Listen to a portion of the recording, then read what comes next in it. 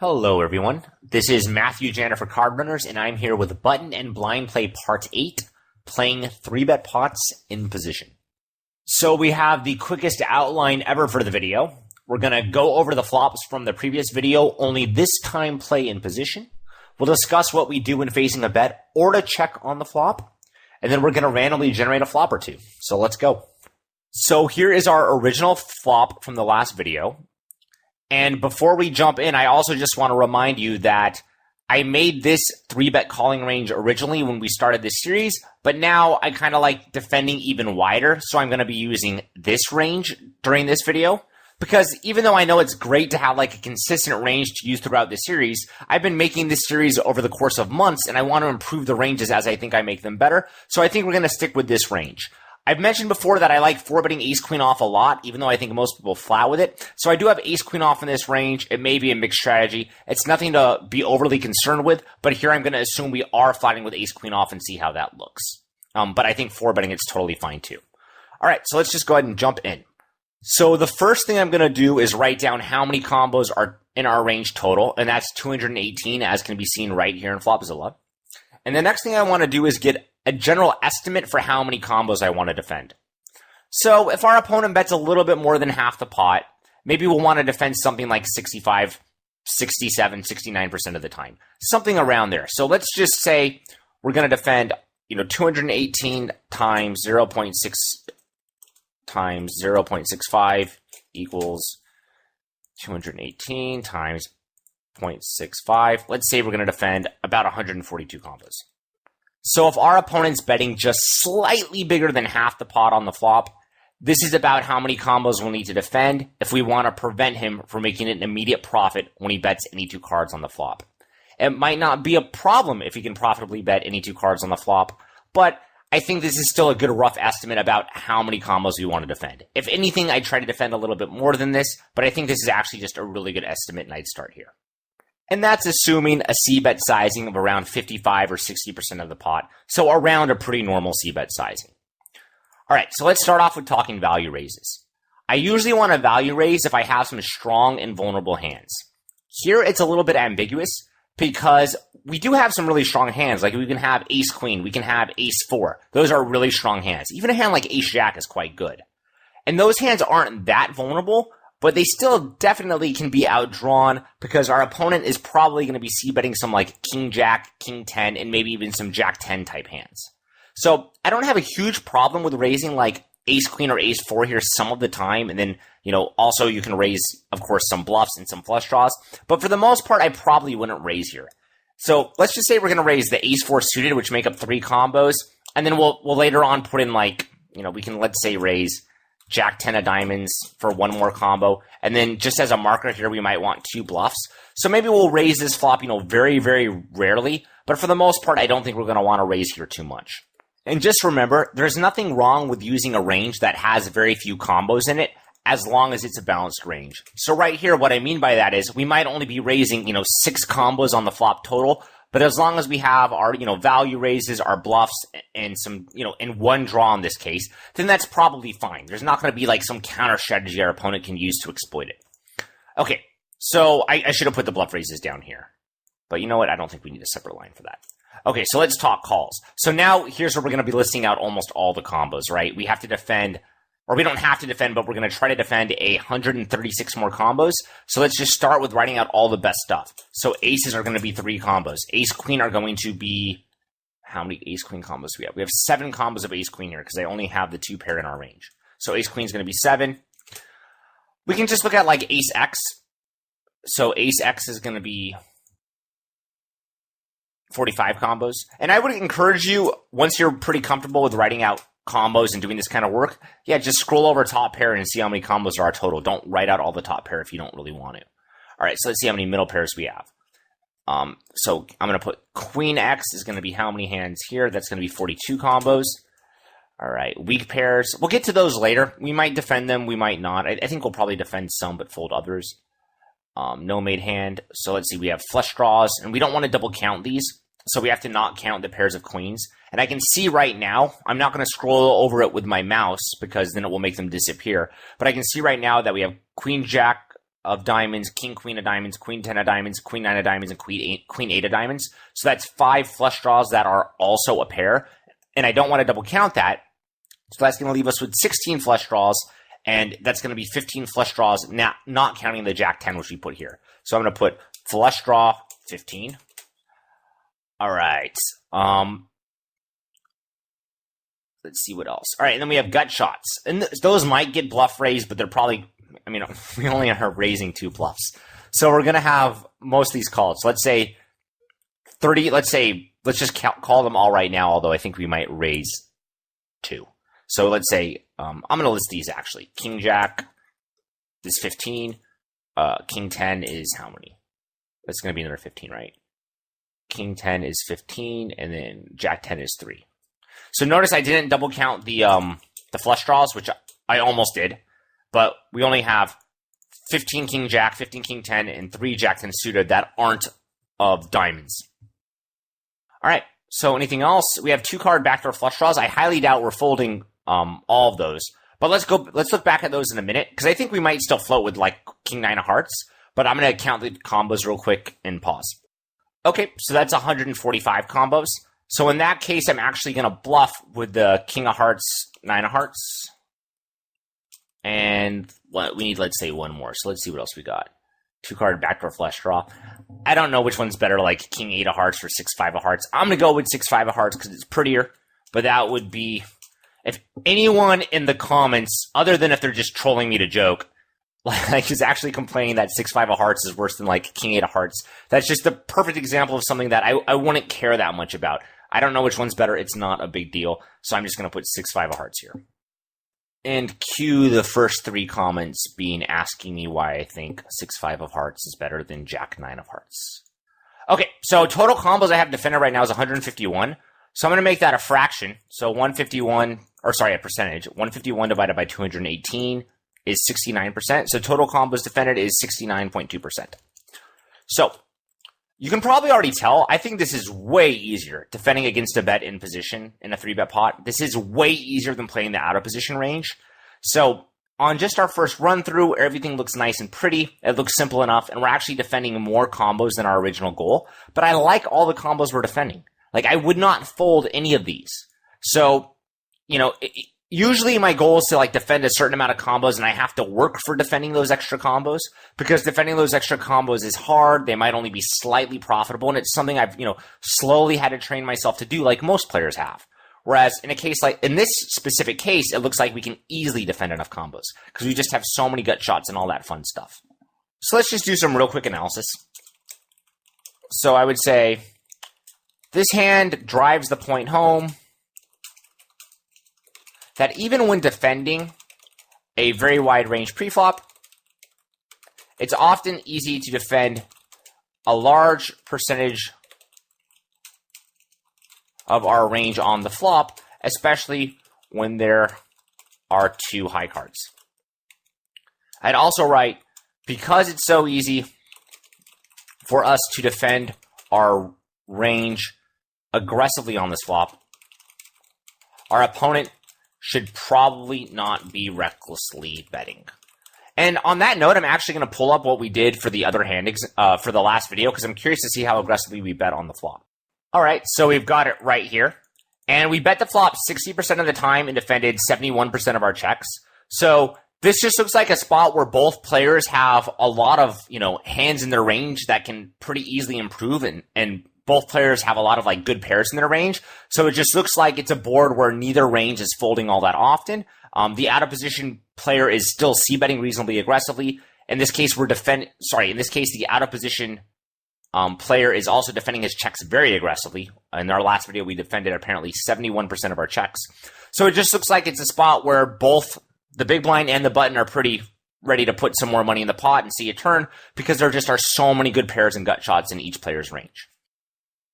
All right, cool. And one last thing to keep in mind is once you have sort of the button defending ranges written out and the big blind out of position, betting and check defending ranges, you can look at them both at the same time and ask yourself if you think there's any way a range can be improved. So that's something that might be a good exercise for you to do after watching this video, is go ahead and look at both ranges and see if you think, I made an obvious mistake somewhere. where you think the ranges can be tweaked. Of course, a lot of this stuff's going to be hard to tell. Like, it's going to be hard to tell, whether or not it's better to bet ace-5 suited for one street of value or check call it on the flop. But maybe there's an obvious mistake somewhere, and once you're looking at both ranges at the same time, that's going to be easier to find. But if they both look reasonably good at a glance, and you think you've learned something from it, then I would just move on. Don't waste time being nitpicky. It's not really going to help you become, a good player. Maybe you need to waste a lot of time doing really heavy analysis if you're like fantastic already. But for most of us, once stuff just looks pretty good and we've learned a bit, it's probably time to move on. And that's what we're going to do right here. So let's talk about what we would do if we faced a check in the button shoes. So let's talk about like some strong hands we'd bet, some weak bets, and some draws we'd bet. All right, so I think let's start with the obvious stuff, which is like what are some strong hands we'd bet. So I think we'd for sure bet like ace-queen, which is going to be 7 combos, if I remember correctly. We can bet ace-jack, which is going to be 12. We can bet ace-10, which is going to be 12. We can bet, let's say we're going to bet like, we also want ace-4 suited. Ace-4 suited, which is 3. Let's also say we bet ace-9. It's going to be, I think, similar to the out-of-position betting range where it's like we're going to mostly bet our aces and mostly check our queens. But let's still check some aces on the flop. So let's say we'll bet ace-9 to ace-6 suited, which is going to be another 12 combos. And then let's say we're going to, let's just say we're going to check ace-4, let's say we're going to check ace-5, ace-3, ace-2. And we'll also probably check just about all of our queens. All right, so what else? Is there anything else we want to sort of value bet with on the flop? I mean, I'm going to list my draws right here. So how many draws do we have? Flush draw. 21 combos minus the 5 that are already pairs. So let's say we're going to bet. I would not bet like queen X of diamonds. I would check the queens of diamonds. So like if we had queen jack of diamonds, for example, I would check. So we have then 16 other flush draws. We can probably bet just about all those. So let's say we just bet like, let's say we bet 15 flush draws. So we bet all but one, and I just randomly chose all but one. Okay, so how many value combos is that? That's 10, 22, 20, 10, 22, 34. That's 46, I believe. I'm going to pause and just double check everything. So now I want to look at these strong bets and see how I thought the big blind should defend his checks. And so when we bet these strong hands, we're going to get check raised sometimes, which totally sucks. But when we bet like these ace rag hands and get called, we're doing pretty well against this range, which has like a lot of, pairs we beat and just some high cards and some draws. So that's what we talked about before. So yeah, betting the weak aces or checking them, I think is probably going to be fine. So I chose to bet the better ace X hands, like the ace-9, the ace-8, the ace-7. And then I think the lower one's going to be checked back. But yeah, I don't feel that passionately about whether or not you should bet ace-7 or check it back on this flop. I think you probably want to be, not betting all your aces, but definitely betting most of them. And that's what we're doing right here. All right. So let's look at the weak bets when facing a check. So in other words, just what hands make good bluffs on the flop. And what's really interesting here is I think this would be a spot where a lot of people would be like, dude, if my opponent checks me on this flop, I'm just going to bluff any 2 cards because people check fold a ton. But when we were the big blind, we weren't check folding that much, which is what's crazy. And I'm always surprised when I do Flopzilla stuff. Like just, if you really put in the effort, it seems like it's much easier to defend more combos than you'd originally think. So, you know what? I don't think when we're in the button here, we should just be recklessly betting our complete crap. I think we're going to have to check a lot of it back to bluff later. We can bet some weak hands, but I would prefer to have hands that, of course, can improve to something better.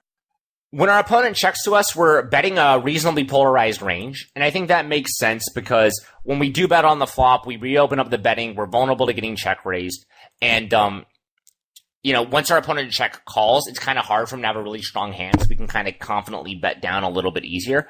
So I would say at a glance, these hands right here, I'm probably going to bet all 3 streets, the ace-queen, ace-4, ace-jack, ace-10, ace-9. And when I say I'm probably going to bet all 3 streets, I mean that's on like a pure blank turn and river. So it's pretty likely if the turn and the river aren't that great, we'll end up checking, the ace-10 or the ace-9 back. And I think even on great turns and rivers, I'm probably not going to bet all 3 streets with ace-8, ace-7, ace-6. So those might be some hands, for example, that I bet with on the flop, check back on the turn and call the river with.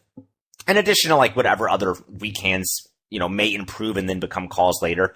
So I don't want to go on a long tangent, but just at a general glance, I would say I'm hoping I can bet these hands all 3 streets, but I'm aware that especially ace 10 and ace 9, I'm likely not going to be able to.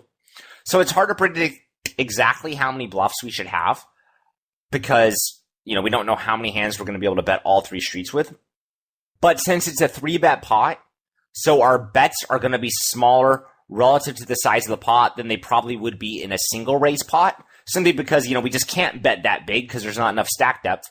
We can't bluff as aggressively here as we probably could in a raise pot if we were value betting these hands, because we just can't bet as big. This is talked about in more detail in the 2+2 book, so I'm not going to go into a ton of detail right now, but I would say we probably want like around 45 or 50 bluffs here if I had to guess. And then I could, of course, do the turn in the river to see if that guess seemed right. But, that would be my rough guess based on, playing with models and having, looked at similar situations before. So let's say 45 or 50. All right. So the hands that would make good bluffs here is actually kind of tricky because we usually want to bluff with our gut shots, right? Because we're like, hey, they've got robust equity and they don't have showdown value. Awesome. But here our gut shots actually have a lot of showdown value because they're king jack and king 10. So they're like the nut non-pair. And they also, they not only can they turn their gut shot, but they can also turn reasonable pairs if the flop checks through. So it's kind of tough to say if we want to bet all of our king jacks or if we only want to bet like some of them. And I don't really know what the answer is. So what I would think are the most obvious bluffs here specifically are going to be like the backdoor heart stuff. So if you look here, we've got quite a few like just random heart hands that don't make a pair. Of course, all the ace X of hearts are a pair, so we're not counting those. But everything else here seems like it'd be pretty reasonable to bluff. So, maybe we can check back 1 or 2, but let's say we're going to bet with like 13 hands that are just like, 2 random hearts. So I wrote that right here. Give me a minute to think about what else. Like my gut is to just be like, hey, let's bet our gut shots, but that might not be that good here. We could also do stuff like bet, like, I'm going to actually put that down here. I'm not positive this is right, but I think it might be good to bet a hand like Jack 9 suited or 6-5 suited, and I'm only putting 2 combos because we've already accounted for the hearts and the diamonds. But these hands are like kind of 3-ish to a straight. 6-5 is just straight up 3 to a straight, whereas Jack 9 is like, a 10 gives it an open-ended straight draw, although a king unfortunately does not. And then an 8 also gives it a gut shot. So I think Jack 9 suited can be bet here too. Let's say we're going to bet the king jack, which is 15 combos, and the jack 10, which is another 3 combos. Let's say we check back the king 10. Let's I think a little backwards. Let's say we bet the king 10. Oh, should we bet the king? I don't really care all that much, but let's say let's just say we bet the king 10 and check back the king jack. And it makes very little difference. But that way we're betting some of our gut shots that have king high showdown and we're checking with others. So that got us to 35, these hands right here. And then if we add in the king jack, that gets us to 50.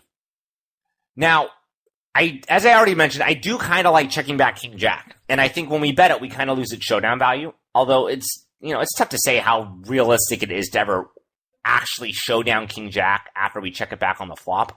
Probably not going to happen all that often. So the showdown value of king jack doesn't matter all that much. But at the very least, if we do check it back, it can still, turn pairs of kings and turn pairs of jacks when our opponent's range is weaker. So that is a nice thing about checking it back. But I'm not finding really good other hands to bluff with. So go ahead and look and take a look here, and there's just not that many hands that really make good bluffs. So if you want to check back king jack, I think that's fine, in which case you're going to need a bluff more like 7-5 off and 8-7 off type hands, which may very well be theoretically correct, because even a hand like, 7-5 off, it can turn a 6 to have an open-ended straight draw, it can turn a 7 or a 5 to make a pair, a 3 gives it a gut shot, a 2 gives it a gut shot, so maybe 7-5 off is better to bet than king jack, but I just don't want to dwell on this too long, so I just threw king jack there, and then we had 15 flush draws. So this betting range looks, reasonably balanced. We're checking back with some air. We're checking back with a few pairs of aces. We also checked back pocket aces. We have our middle pairs and a lot of pair of queens on the turn. So I would probably bet with some range that's similar to this. So total bets 120, and it would be 120 over 218. 120 divided by 218. So here we're betting a little over half the time. We're betting 55% of the time when our opponent checks to us. And if we find our checking back range maybe got too weak, so for example, if we bet too many of our strong hands and we didn't have enough, strong hands that we were checking back, then we could just slow play a couple hands to raise on the turn. Like we could slow play some ace queen in addition to the pocket aces. So maybe we should do that. Or maybe we can check back a couple more like ace6 or ace7 hands to just make our checking back range a little bit stronger. So yeah, we'd have to play with that. That's something that I assume most of you that are watching this video are completely capable of doing. But yeah, that's the next step if you wanted to analyze this range. All right, so let's keep going and assume we called our opponent's flop bet. And the turn card came the 2 of diamonds, and he bets again. So again, similar to the stuff that I've done in other videos and in the 2+2 book, only now we're doing it more with 3-bet pots on the turn. All right, so the turn's a 2 of diamonds. It has no removal effect. You can see that there's still 218 combos, regardless of whether or not there's a 2 of diamonds on the board. So even though we didn't call with all 218 combos, obviously there can't be a removal effect. So let's look at our calls. Let's bring them down here, just so we have easy access to them. So total combos is that right now. All right, and say a rough estimate of combos to defend when facing a bet. Let's again try to defend like 65%. You know, if we find out it's too easy or too hard to do, then maybe we made a mistake on the flop. A lot of trial and error learning even while you're trying to use theory. All right, so that's 94 combos. All right, so let's see. So now we want to do our value raises, our bluff raises, and our calls. So one thing I want to mention is I don't think it's that bad to be capped on the river in a 3-bet pot. Because what's usually so bad about having a capped range is your opponent can make big bets. Sometimes he can make very large overbets. Sometimes he can make big bets over multiple streets. But when we get to the river with a capped range in a 3-bet pot, there's only one round of betting left, and there's usually only like a 60% or 65% pot size bet left. So even if our range is capped on the river, there's not much our opponent can do about it. So because of that, you're going to very rarely see me slow play vulnerable but strong hands on the turn in a 3-bet pot, because I just don't think the reward comes close to justifying the risk. Now, obviously, if you're nutted, I don't really care if you slow play. So for example, if we have King Jack of diamonds here, go ahead and slow play because we're not afraid of anything on the river. But I would I would never slow play a hand like 9-8 of diamonds on the turn here. And I don't imagine most viewers would slow play it either. I would never slow play a hand like ace queen on the turn. It's strong now, it's vulnerable now. Let's just get the money in, and it's okay if our range is capped on the river. I mean, there's no way to prove what the most plus EV line is, but that's my general approach, and I think it's usually going to work. All right, so let's talk about what we're going to value raise. So I would value raise pocket aces. That's a good one. And I would value raise the 7 combos of ace queen. All right, so what else? We have 15 flush draws. So let's highlight those. Flush. Where do we go? Okay, flush. So let's assume on the turn we had, I mean, we didn't even write down exactly which ones we had, but let's assume that something like 4 or 5 of them are going to be the king high flush. So we have at least, yeah, we have a lot of queen high flushes too, because we have the queen jack, queen 10, queen 9, queen 8. So let's assume we have king queen, king 10, king 9, king 8, king 7, king 6. So let's assume we have like 6 of the king high flushes. So those I probably call with the flushes 6. I'll call with like the nut flush, but then I'm going to value raise the other 9, was it? Yeah, the other 9. Flush 9. Okay. So I think that's going to make up our value raising range. I don't think we're going to have anything else. So ace is ace queen. The flushes. Anything else? Nah, that should pretty much do it. So we're raising the turn a lot. A lot of the time. So we have 19 raises on the turn. And I don't think we're allowed to bluff very much, even though we have really, really strong value raises. You know, we have a lot of like flushes. But I think we're only going to be able to bluff like 6 or 7 combos here. That's not super precise. You could work out the math for it based on how much, you know, based on what odds our opponent's getting and how strong our value raises and our bluff raises are. But I would guess we can only bluff raise probably like 6 combos here. So I'm going to go ahead and put a 6.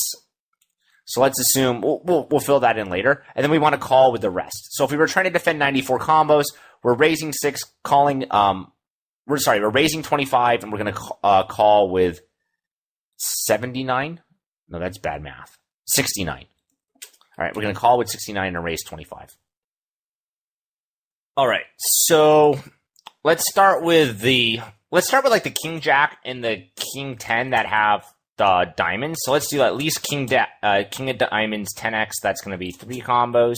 And let's just say king jack with the king of diamonds, and we'll even do, I think, king jack with the jack of diamonds. So that's going to give us 9 combos right there. Those are all, of course, you know, like the floats or the draws. Let's see what else we got. We got jack 10 suited. Those are going to get folded. So we have ace x and queen x. All right, so I think this is a spot where you could end up folding too much, but let's call with the ace x. Actually, hold on. Let's look at the king, the queen x, because some of those are going to have draws. A lot of those, actually. Hold on. I'm intrigued. All right, so king, queen. Let's start with calling this. So we have king of diamonds, queen x. That's going to be 3. And then we have king x, queen of diamonds. That's going to be 3. And then what else we got? We got queen jack off. That's going to be queen of diamonds. Jack x is going to be 3. And then we have queen x, jack of diamonds is going to be 3. So I think all these types of hands right here, the pair plus draws are just going to be straight up better than like the ace 6s and the ace 7s. So I'd at least call with these first. You know, we might need to call with the weak aces too, but definitely want to call with these bad boys before we go down that route. Any other offsuit? Okay, so I'm just looking at Flopzilla to figure it out. So we have king, queen off. Ace, queen got jammed. We have queen, jack off. We have queen, 10 off too. So maybe we can fold queen, 10 off with the, let's try queen of diamonds, 10x. That gets us 3. So I'm going to tally these up real quick. I know this looks kind of messy, but that's just because we have the flush draws so important here, and we have so many like gut shots plus flush draws and flush draws plus pairs. All right, so that got us 30, and we had 29. We wanted to get to 69, so we have 39 more to go. So let's just start with ace jack is going to be 12. Ace 10 is going to be 12. Let's go ace 9 suited. 3, ace 8 suited, 3. So that's going to be another 30 combos. That got us to 60. So we want to add in 9 more. So, you know, again, look at this range right here and think what other combos we can have. And, you know, always play with Flopzilla.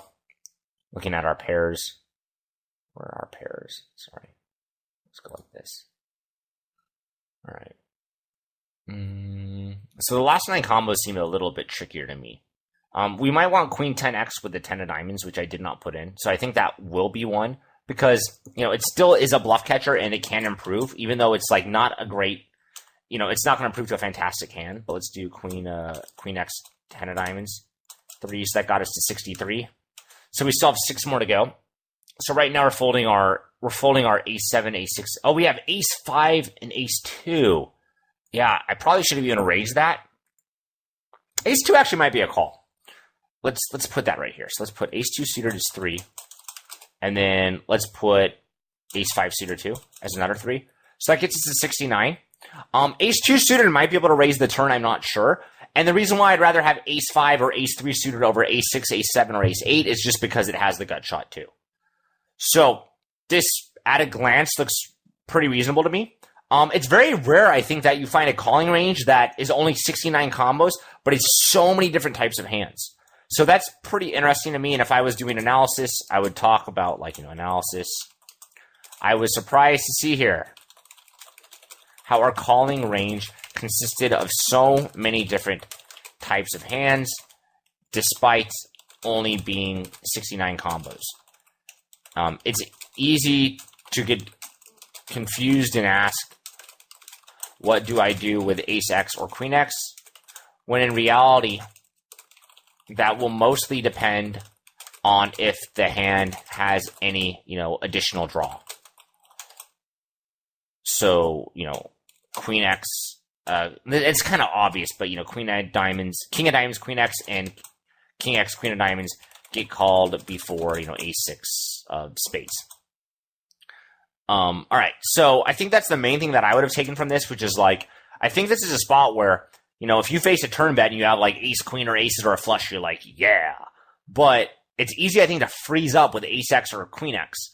And what it looks like here is we were able to defend enough combos without really, we were able to defend enough combos without really having to call like just pure bluff catchers. The only pure bluff catchers we needed, like, was kind of, and even ace 5 is not a pure bluff catcher. It can, you know, it can river a 3, it can river a 5. But, you know, this is the only hand that really we called with that was like kind of weak and didn't have any redraw. ace jack and ace 10 were kind of, the bluff catching type hands, but they also are stronger. So, I don't think it's unfathomable that, we call with ace jack and we actually end up splitting if our opponent has an ace jack. So yeah, calling with a lot of different hands here. Ace jack and ace 10 are really the only hands without redraw, and somewhat ace 5, because ace 5's draw is pretty crappy. So again, I've done this stuff before, but it's not like it's something I'm incredibly good at. Like, I definitely know people that have analyzed a lot more boards in a lot more detail than I have. So here, if I would have done this myself, what I would really just cliff notes and take from it would be, hey, as we're calling with these like wide 3-bet calling ranges, if a draw gets there on the turn, we need to be prepared to, continue defending like a lot of our pairs that aren't that great, but they'll usually have some redraw. So I don't want to get myself in the mindset of like look on the flop. I grouped up all my hands as like ace X and queen X.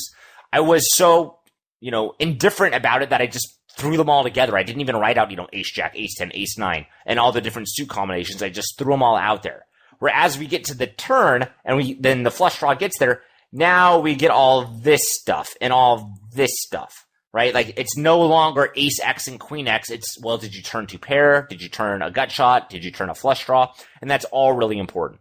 So yeah, just something to take from that. Like, having done this flop now, I think I would freeze up less on the turn when I faced a bet. I'd feel more comfortable about folding like ace 7 off. And then I would know if I had a hand like queen jack off with the diamond, it's probably a pretty straightforward call. All right. And even though we didn't do it in the out of position video, let's just go the extra mile and randomly generate a river card and see how we play against a bet. Shouldn't take too long. It's pretty easy to do. So let's randomly generate that river. All right. So that's the blankest of blanks. It's the 2 of spades. So then that's going to make, let me just put the board down. The board is ace of diamonds, queen of hearts, 4 of diamonds, 2 of diamonds, 2 of spades.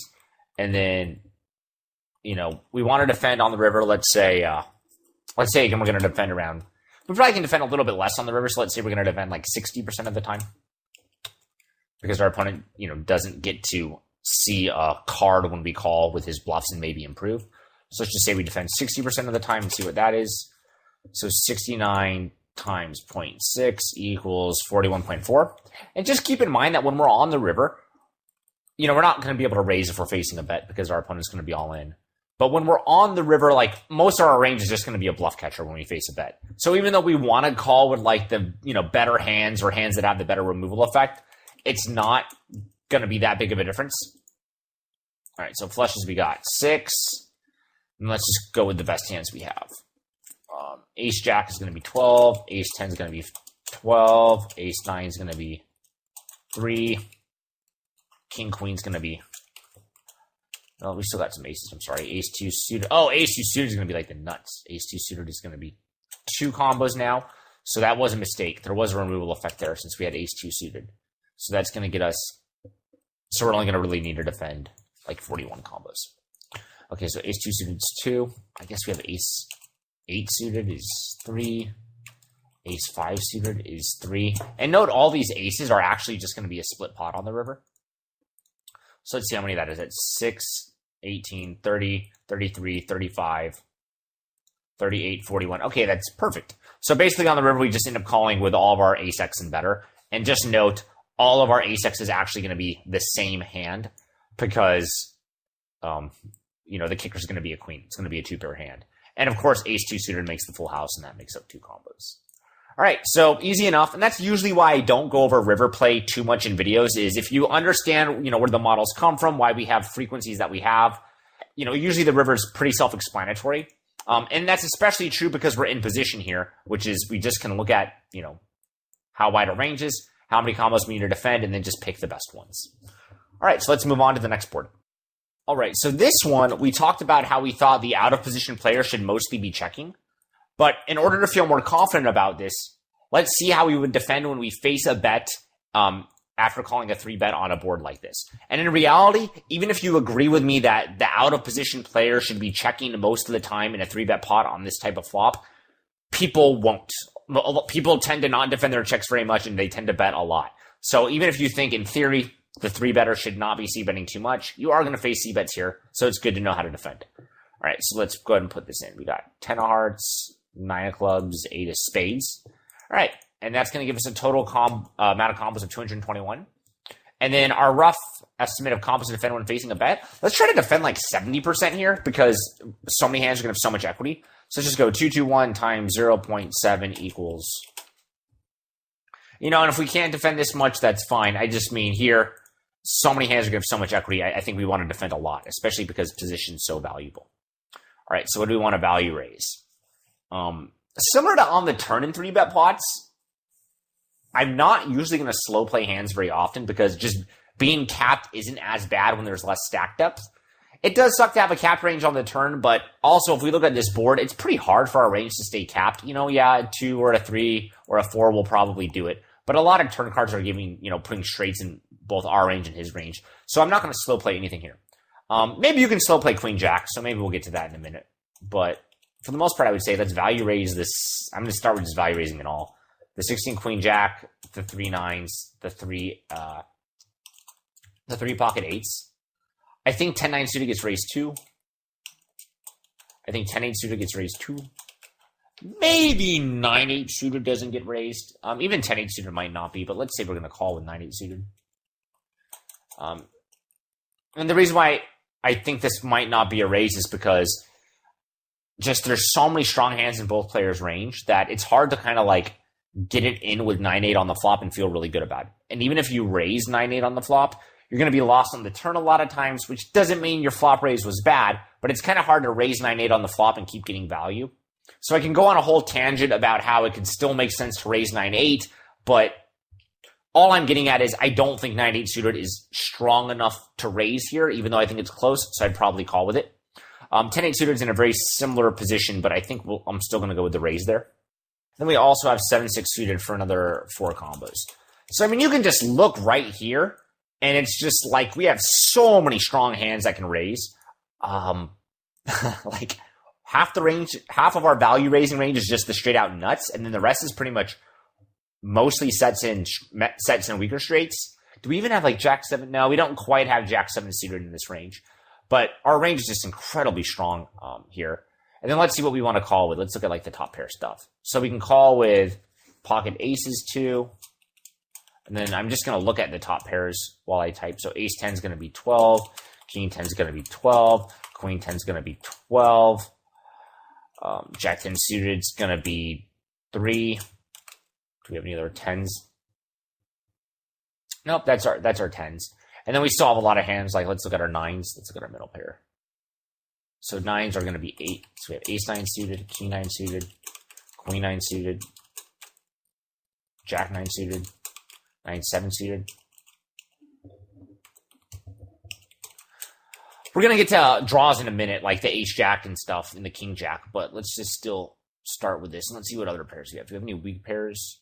I mean, of course we have weak pairs, but I mean, I want to see which ones we got. Even a hand like ace 8 suited might be folded, so I'm not even going to write that down right now. So we have jack 8 suited and 8-7 suited. All right, so let me tally this up real quick and see how many combos this is. I know we're going to want to defend more combos in this, but these I think are like the strongest hands to defend with that aren't draws. So I'll start adding in the draws and stuff in just a minute. So I tallied that up, and I'm not sure exactly how many bluff raisers we're going to want on this board. My guess is we're probably going to want something like maybe, like 25 to 30. And it's really hard to say because we are in a 3-bet pot, so we don't have the stack depth that allows us to bluff that aggressively. But we also have like the nuts in our raising range, and I think this bluff raising range is going to have like a lot of draws. So it's hard to tell because but in addition to that, our opponent's going to have a lot of hands that are like, combo draws or nut type hands and stuff like that. So it's difficult to tell, but I would guess that we want between like, maybe we want like 25 bluff raises, depending on the quality of our draws. So we'll have to see about that. I really don't know. Let's start with adding in the more calling hands first. So I think we're going to want all king-jack combos. I think king-jack's better than ace-jack, even though we're probably going to defend ace-jack too. But I think king-jack's better than ace-jack just because the queen makes like the super nuts with king-jack, where it's only like, it's pretty close to the nuts with ace-jack too. But I mean, I'll click it. But yeah, obviously king-jack makes the nut straight, whereas ace-jack just makes ace straight. So let's start with adding in the king-jack there, and that will get us to 84 combos. And then I think next I would add, let's see, what are straight draws do we have? Open and straight draw. Okay, then we have the weak straight draws too. All right, let's say we're also going to call with king jack, or sorry, ace jack. Another 16 combos. So that gets us to 100. So that's actually exactly how many hands we were looking to call, assuming we bluff raise 25 and value raise 30. So that'll get us to 155 combos. So now let's just bluff raise like, we have like we had like pocket sevens. We have ace queen too. Let me see what kind of, let's do the suited queens. Those are king queens. Actually, king queen suited. King queen might just make a straight up good bluff. King queen, because that makes the just nuts on the jack turn. Another hand that could work as a bluff would be any sort of just random sevens. So let me look at that real quick. Open a straight draw. I think we already called with the 8-7 and the 9-7. King 7 and ace 7. Meh. It might actually be better to raise like the ace 7 suited and the king 7 suited than the pocket sevens, because they have backdoor flush draws. So it might be better to go like this. And then king queen is another 16. So that gets us to 22. And let's see if there's anything else we want. And I guess we could add in still, I guess, the pocket sevens, or we could add in the like some ace queen offs, but something like that, something like this, and we would need 3 more bluffs. So let's just say we're gonna add in like 3 ace queen combos. And again, I don't really care if it's a pocket sevens or ace queen here. I don't know which one's better. So that would get us to, actually I think sevens would be better. So that would get us to 25 combos. So this is a really strong range. And we defended 70% here, and this range looks really strong. So again, it's just driving the point home from the work that we did last week, which is, hey, it probably isn't a good idea to bet when you're out of position on a board like this, because it just positions too valuable and it hits the 3-bet calling range too hard, because the 3-bet calling range has all that queen jack off stuff. So because of that, I think you mostly want to check when you're out of position, like we talked about. And then this, when you do face a bet, I think you can use a range similar to this, though it's going to be one of those spots where it's like, I don't know if in practice bluff raising is going to be good here, because it might be that your opponent doesn't see bet enough and fold to a raise. So maybe you don't want to bluff raise, or maybe even bluff raising is really good if you can get opponents to like fold like their overpairs when they bet here and they get raised. I can tell you firsthand that I think if I were to have played in this spot as the out of position 3-better a couple years ago, and I was c-betting something like pocket kings here, and I got raised, I think I'd fold them super fast. Because I would think, oh, no one bluff raises on the 10-9-8 board. My opponent can have a bunch of strong hands, so I'll fold them. So I actually think these bluff raises would be like super effective against me. And as a side note, anyone that's young enough to have played Pokemon probably immediately thought of Pokemon just from the word super effective. And the 90% of you that didn't don't get that joke.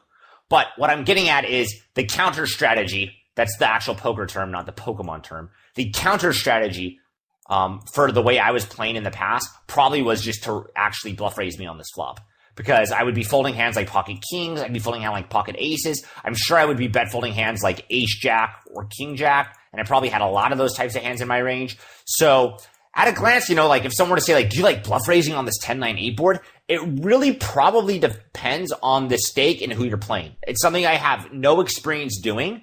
And I'm sure it gets a lot worse as you're playing against, opponents that I would say bluff raising on this flop gets worse as you play against less skilled opponents that just won't fold over pairs, will ship their draws and stuff like that. Whereas bluff raising is probably better against opponents that, in my opinion, correctly realize most people don't bluff enough on like this 10-8-9 rainbow board. But that's still, again, just driving home the point that when we're out of position on this board, we probably shouldn't be c-betting that much, because it's very hard to defend our bets when we get raised.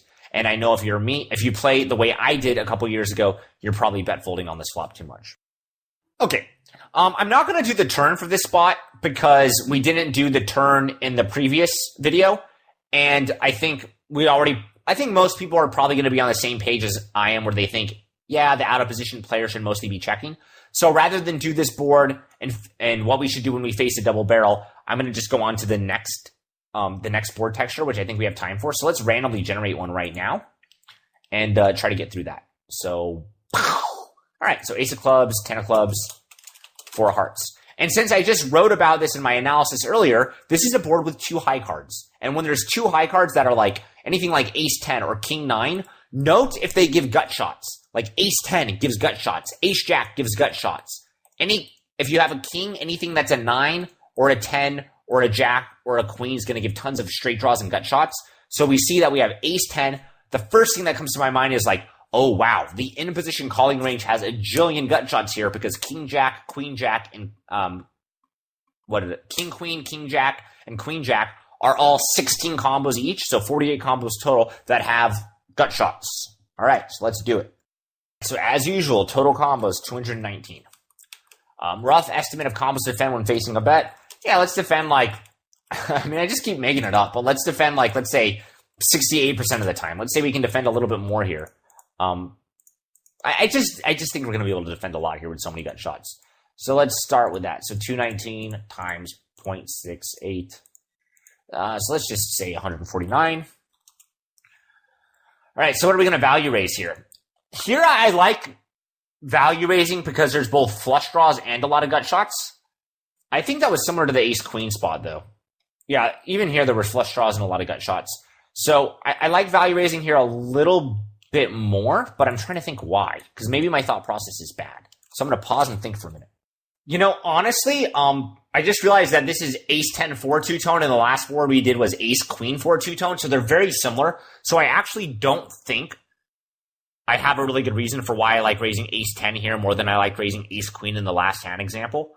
The only thing I can think of would be that, like, maybe ace-10's a little bit more vulnerable to, like, the overcard turning. Like, ace-10 does more poorly on a king, queen, or jack turn than ace-queen will on a 10 or a jack turn. So that's probably, like, my initial gut reasoning for why I like it. I wasn't able to put it into words at first, which is why I paused. And I'm not sure if that's a good enough reason. That said, I would raise ace-10 here, though I don't think it's that much different from raising ace-queen on the ace-queen 4 board, other than, you know, a 10 a jack or a queen or a king are a little bit worse. So yeah, let's go ahead with value raise those here, but, you know, there's probably nothing wrong with calling them, though I do like raising more. And I wish I had a better thought process for why I do. Yeah, I'm not sure. I guess I'm just more afraid of a king, queen, or jack turn when I have an ace-10 than I am of a jack or a 10 turn when I have ace-queen. All right, so we got ace-10 that we're value raising. We don't have pocket 10s in this range. Oh, and another quick thing to note is there are more gut shots on this board than in the last board because we don't have... There's 48 gut shots here, whereas on the ace-queen 4 board, there were less gut shots because we didn't have jack-10 off. So that's another reason to maybe make ace-10 a value raise rather than a call. But again, it's likely close. And let's see what else. All right, so let's just add in what we want to call with next. So I went and added in a few more value raises. I mean, the flush draws don't really count, but I just put them up here. And then I said, let's bluff raise like 9 combos here. Maybe we should even raise a little bit less because we might not be able to keep barreling these hands, and we are in a 3-bet pot, so we don't have a lot of stack depth. So let's say we're going to raise 8 bluffs, and we'll get to those later. So let's bang out the calls. And I'm actually going to write out the combos here. So let's say we got, I think it should be 7 ace queen, right? Top pair. No, it's 9 ace queen. I missed. I'm wrong. Yeah, so 9 ace queen. Yeah, it was 7 ace queen before when we had 2 pair with ace queen. So it's 9 ace queen. Ace jack, we got 12. I feel like I never go in real life, or I don't do it that often, but I know I do it a ton when I'm making videos like this. So my apologies for doing to break the silence. But I really am thinking when I'm doing these, I'm not acting. So you have delays in my speaking, like we're just there. Because it's hard to type and think and talk. But I also don't want it to just be awkwardly silent. All right, so I'm adding in the gut shots now. So yeah, so many gut shots. And we might even raise some. Oh, we almost forgot pocket rockets. Put that right at the front. All right, let's do the middle pairs now. So do your stuff, Lobzilla. Show me the way. King 10 is 12 combos. Queen 10 is 12 combos. Jack 10 suited is 3 combos. I might even like calling a 3-bet with Jack 10 off now. I have to think about that more. I don't mind it. I don't mind it. Playing even just a little bit of heads up has just changed the way I look at hands. All right. So those are our middle pairs. Let's tally this up. I'll pause it and do it. Well, actually, before I do that, let's do the flush draws. So I said we were raising 2 flush draws, so we're calling with how many? All right, cool. And there's no removal effect. The flush draw doesn't make any pair, too. So there's how many flush draws? There's 16 minus the 2, so there should be 14. And I know some of you are probably already realizing that I'm going to be double counting king, queen, king, jack, and queen, jack, and you're right. So I'm going to take that out right now. All right, then I'm going to tally this up and get back to you. All right, so we have 137 combos there. And then if we want a bluff raise, I think we can just do like the backdoor stuff. So we can do like, 6-5 of hearts. 6-5 of hearts is 1. 7-5 of hearts is 2. 9-8 of hearts is 3. Wow, typing's hard. Any other like heart hands that I really like? Because the last thing I was going to say is I can already tell we're defending up more than 149 combos when we add 137 plus 8 plus 13. That would give us 158. So what we maybe should do is just move some gut shots. Some of these gut shots maybe can get raised. So let's say we do something like we raise with 5 of the queen jack instead. So that gets us to 132 there, and that gets us to 8 up here. Because even though I don't mind the backdoor flush draw cards, but it looks like our range is so strong here, and we're already defending so much that maybe we should just muck some. I don't have a strong preference. If you can't get yourself to muck, 9-7 of hearts, then I don't want to be the person to make you do it. So do what floats your boat. But this way we're already defending 153 combos, which is about a little less than 75% of our range. It's probably about 71 or 72%. Okay, a little less than 70%. All right.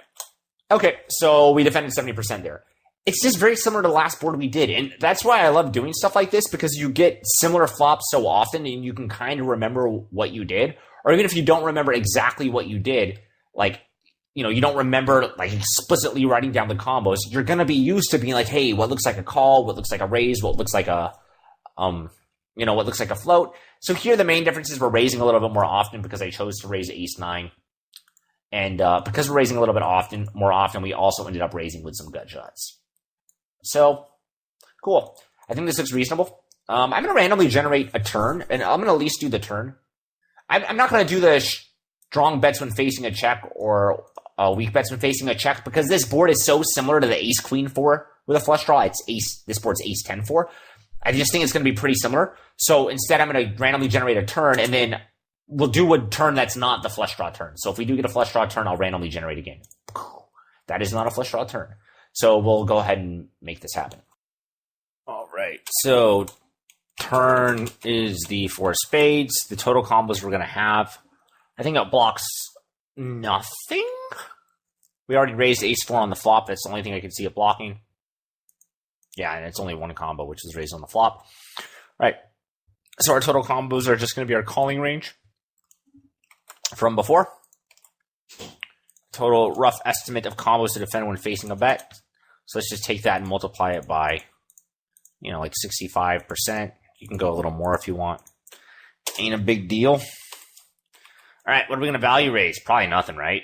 Yeah, we're not raising pocket aces. And that's the only thing we have that's pretty strong. I feel safe slow playing them, though. If he has the 4 and binks the 4, that's life. What else do we need? All right, so let's just go with our calling range. We got ace queen is 9, ace jack is 12. Then we're gonna have a lot of draws, and we're gonna have a lot of like aces that are all very similar, right? Ace 9 suited, 3 ace 8 suited, 3 ace 7 suited, 3. This is just so much easier to do than out of position was. I was exhausted after making the out of position video because it's just so hard.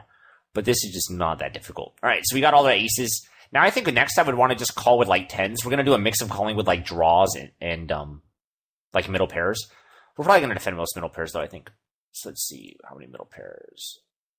Middle pair. Let's just write them all down. So we got king 10 is 12. Queen 10 is 12. Jack 10 is 3. I'm sorry if this seems a little boring and a little easy, and I'm kind of glad in a way if it does, because I think that means that you've been watching me do enough videos that are similar to this, where like this stuff actually feels easy now. Where I know like 2 years ago, this would feel very difficult. And I'm sure it still does feel difficult for some players that are kind of new to this. But if it does seem easy, I would take it as a good sign. All right, so I'm going to pause and tally the combos. Then we're going to add in the draws. All right, so that was 72 combos. And we need like 12 more. Well, what do you know? We've got 14 flush draws, so I would just go flush draw 14. So that should equal 86. I said it was 72 combos, right? Yeah, okay, so that's 86. Cool. So that's exactly what we wanted, and that worked out super, super easily. So that's going to be the end of the video. I hope you enjoyed it. I hope you learned something from it. But two concepts I want to quickly discuss before the video ends is, firstly, if you are doing this stuff, I would recommend you kind of guess what will be the weakest hand in your calling range in different spots. So that way, if you're way off, like you can find out like, oh, I was calling too wide or I was calling too tight. And it's easier to remember you were doing something wrong if you actually like wrote down the mistake that you made. So if you actually like wrote down your guess and then you found out you're wrong, it's going to be easier to fix the leak than if you're just not pausing and thinking that you're just writing out all the combos to begin with and then looking at it afterwards. So the first thing I'd recommend is, just start with guessing like what's my weakest call whenever you analyze a spot. The next thing I'd mention is notice that when we're playing the flop reasonably well, it seems like the turn and the river are quite easy.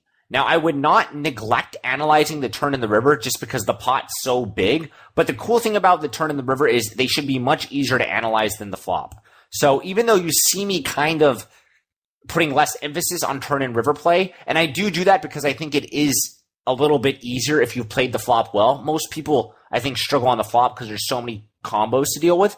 But just know that you still want to spend time looking at that stuff because mistakes matter a lot more when the pot's big. And I think that's been the sort of general theme of like the last few videos.